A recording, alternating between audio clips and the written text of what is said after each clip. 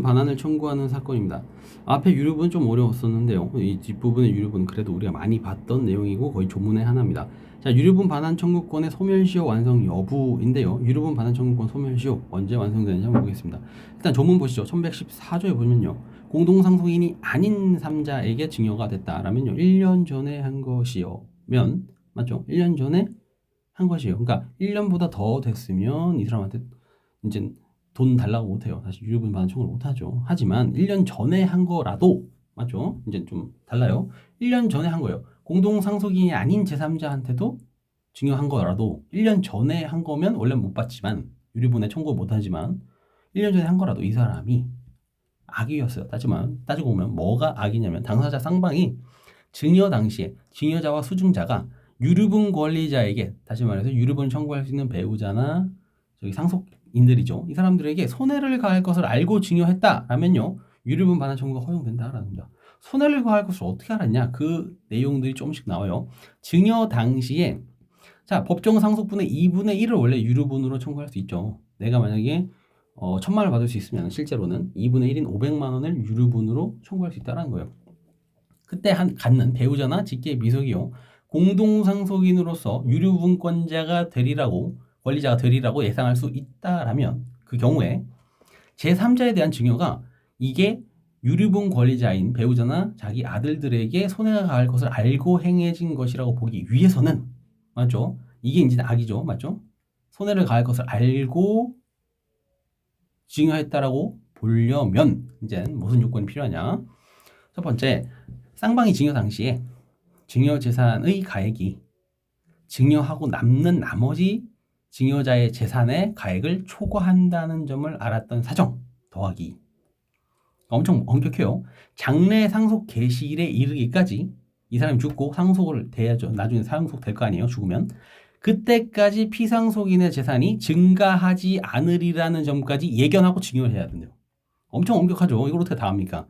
쌍방이 서로 뭐 해야 된다? 내가 이 재산을 받았어요. 재산을 주고 재산을 받아도 더 이상 이 사람의 재산에서 이 증여 재산이 너무 많아. 그래서 나중에 유류분 권리자가 반드시 생길 거를 알고 증여를 했거나 서로 받았거나 플러스 거기다가 또 뭐까지 알아야 되는데요.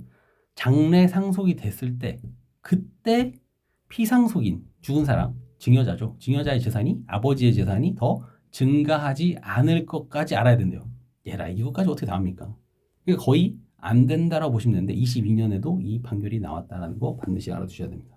최신 판결이죠. 자, 이렇게 엄격하게 해야 된다.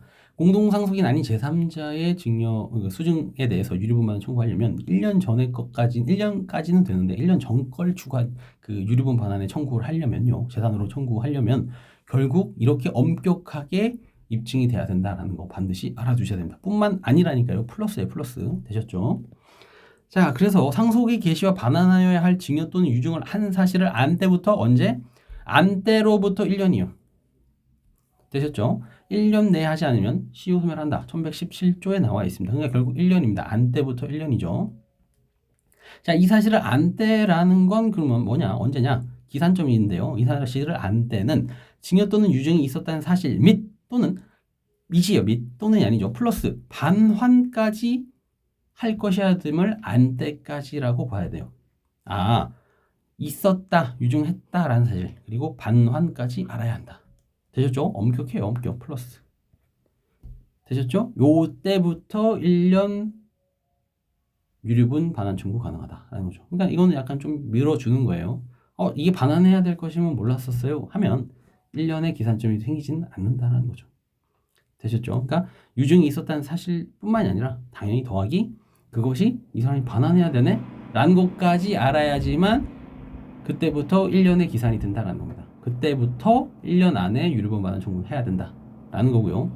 그러면 반환하여야 할 것임을 안 때라는 게 바로 위에 있었던 이 사람이 공동상속인이 아닌 제3자라면 이때 증여자와 수증자가 첫 번째 증여 당시에 증여 재산이 나머지 재산보다 커서 유류분 청구받을 수 있는 것임을 알았을 뿐만이 아니라 두 번째 장래 상속 개시일까지 피상속인인 증여자의 재산이 증가하지 않았으리라는 점까지 예견 가능했다라는 점을 입증해야 된다는 겁니다.